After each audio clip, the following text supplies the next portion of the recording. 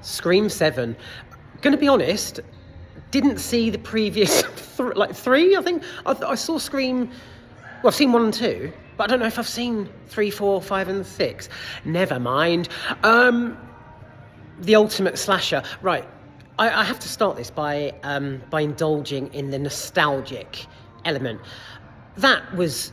I mean, to be honest, that film I just saw there was brilliant because of the whole, the history and the sort of the emotional streak threaded throughout. So you've got Neve Campbell returning as Sidney Prescott, Courtney Cox, Gail Weathers, just outstanding performance. He's just the same as he always was. Matthew Lillard as Stu.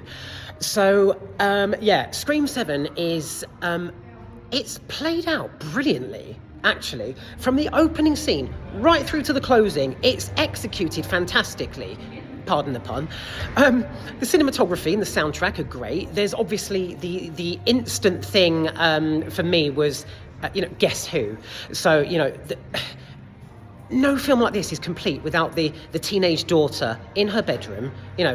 There's a rustle in a bush outside. She goes to the window, she looks out, sigh, turn back, there's nothing there, walk into the room, bang, boyfriend jumps through the window. It's that kind of shit. So it's really predictable, to be honest, the story in places. But the performances delivered by all more than make up for that, absolutely. It was the Guess Who for me. So the boyfriend, then you've got Sidney Prescott's husband. He seemed a bit off, and I was like, right, okay, keep an eye on that one.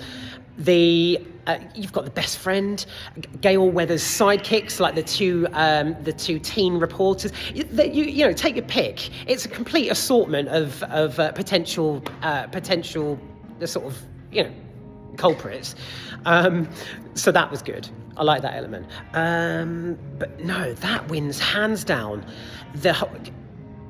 Let me just rewind here, all right? Because it's special to me watching that, because it just takes me back to strangely enough, the whole like I could feel the nostalgic, not just with the character, the nostalgic element, but personally, because it takes me right back to like 97, 98. Scream was the first film I ever bought on tape. Yes, kids, tape. VHS. I specifically remember my sister worked for Virgin back then, years ago. Virgin Megastores first opened, and she could get me a discount. So I just remember it was like this big blocky, like chunky VHS like box with the 18 logo stamped on it, Drew Barrymore. The whole, it's iconic, Scream, because it was the first film of its kind. Where it was purely like some nutter in a mask pegging it around with somehow superhuman abilities to stay alive even after being shot multiple times. It was just brilliant. Yeah, I remember my sister got me a discount on it, and in the local shopping mall, and it was something that it resonates with me basically because I shared it with school friends, best friends. Which again is like an element of this movie. You've got the whole family and friends blended into it. The whole relationships being explored, past histories, future histories. That doesn't make sense, but it was the first film I bought on tape, and I was so, oh my god, I was elated because it was an 18, and I was 15, I think.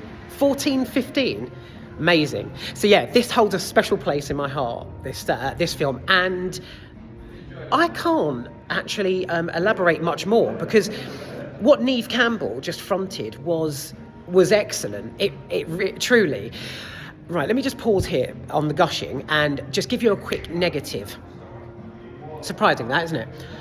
But why? Why in these films, especially when the killers are exposed at the end, oops, gave a bit away, killers, they get shot numerous times, like in the stomach, in the chest, and then they're like pounded, like fired back, go flying through the air, smash against something, and they should be dead, or bare minimum, stomach ache. In this, the killer, the last ghost face, gets absolutely bulleted by Sidney and Tatum. Again, very poignant. flying through the air, smash against the wall. You'd think he or she is dead. Mother and daughter turn their backs, they're gone.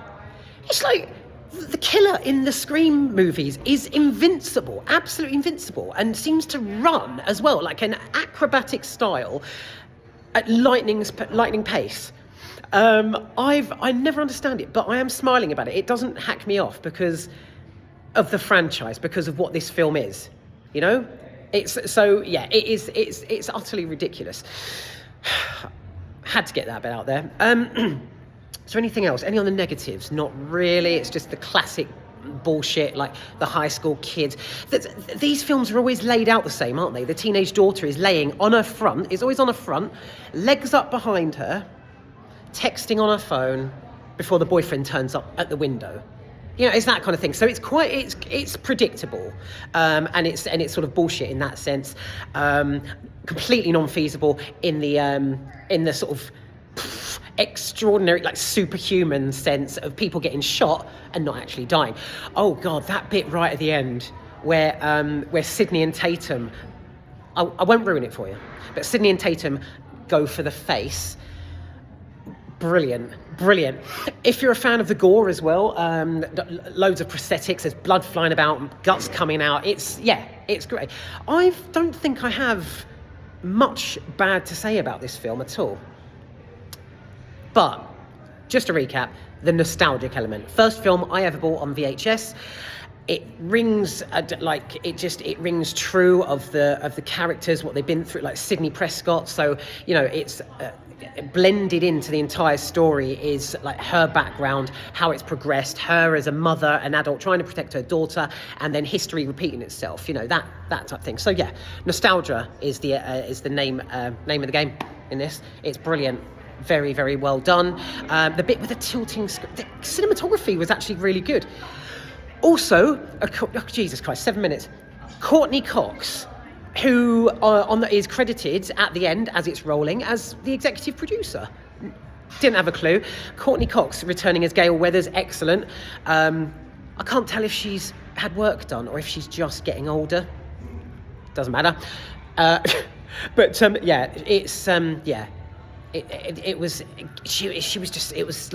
like a demigod turning up when she steps out of the like Buick or whatever it is, and she's like, "Hey, Sydney," you know. There's that whole like camera pans in. It's so dramatic. It's iconic. Both of them are icons. The history and the story itself, excellent. So that's it. That's that. Laurie Metcalf and Matthew Lillard, and I've forgotten his name, damn it. Is it Dewey? Dewey? Is it Dewey? The cop from the very first Scream. Incredible, absolutely amazing to have them back. So touching. And in a sense, when they're all like, the end credits have them all sort of smiling. I think they were breaking out of character, like practically waving at the camera. I almost burst into tears. Because again, just like Sydney, the poignancy of like personal history that you have linked with this film is just you're gonna love it if you're into the original Scream films. Like I say, I've seen 1 and 2. Did I see Scream 3? I don't know, because I thought it got to start to get a bit ridiculous. Because 4, 5, 6, when they're all set in like New York, it starts to spiral like Friday the 13th, Jason versus Manhattan, and all that bollocks, isn't it? Jenna Ortega, I think she was in one of them. Don't know, but it did it did hit me halfway through that I have missed out on previous any sort of golden nuggets there of like character backgrounds. But to be honest, you really don't need it. If you sit in front of Scream 7, completely familiar with Scream 1 and 2, you're going to lap this film up, absolutely lap it up. Neve Campbell is just, she carries it spectacularly. Right, is that... Oh yeah, Elvis is on, isn't it? There's loads of people in it, like all the women seem to love it. And the men. I wouldn't mind seeing Elvis actually. Anyway, right, I've got my point across. Yeah, superhuman enemies who just barely get a headache when they get shot, and seem to vanish as well. They're like the fucking like the Incredibles somehow. They're completely taken off those characteristics, and bullshit stroppy teen sort of stuff where the boyfriend is the main suspect. But with all that aside, Scream 7 is the perfect nostalgia trip, and I'm so glad Neve Campbell and Courtney Cox both returned for it.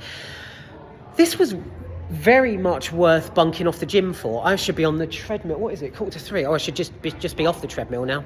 But I thought, fuck it, it's Sunday. I needed a film day, and I'm glad I picked this one. Yeah, if you love the franchise, you're going to adore this. Oh my God, there's another positive. Fuck's sake, 10 minutes, and I still need to get a positive out. Baked into the storyline is the whole AI concept. So, it was so touching the way that I was, reminiscing about buying a VHS of Scream 1. And then this movie incorporates the whole AI aspect. So Matthew Lillard, he is obviously the actor's part of the cast, but they pass off Stu's, is that his name, Stu? Yeah. They pass off his appearance as being AI. Most of towards the end of the film, most of it is actually based around like iPhones. You've got Sydney desperately trying to make her way to Tatum, but she has to speak to her like live on WhatsApp. Security cameras, CCTV via a mobile, stuff like that. It brings you guys kicking and screaming into the 21st century, and it packs a punch. Truly, it really does. Now I can't spend 11 minutes. Jesus, I didn't even think I'd do like 9 seconds. Yeah, excellent. Should I reminisce again? No, I can't. But yeah, I do remember I used to I was babysitting when Scream 1 came out, and I wasn't old enough to watch it. My best friends at school, we would pass around the tape to each other to take home and borrow. Yeah, that was excellent. Yeah. It definitely gives Scream 7 a go. Neve Campbell, thank you for delivering the goods. She is just as brilliant as she was back then. I was hoping Drew Barrymore would pop up, but Matthew Lillard, excellent. Just excellent. Anything else? Amazingly, no. It's just classic. That whole classic, it's just not feasible. The Scream, like the ghost face, whoever they are, getting smashed in the face, proper bludgeoned, and then bang, they've just vanished. They don't crawl away, they don't stumble away like their victims do. They just evaporate or jump behind something like Super fucking Mario right there. It's bonkers, absolutely bonkers. Why do they have such superhuman powers? Maybe Scream 8 can incorporate that. Like they're all being controlled by this fucking mastermind in a tower somewhere who's injected them with a fuel that's, their killer jumpers and... Actually, no, that would be pretty shit. Anyway, Scream 7, give it a go.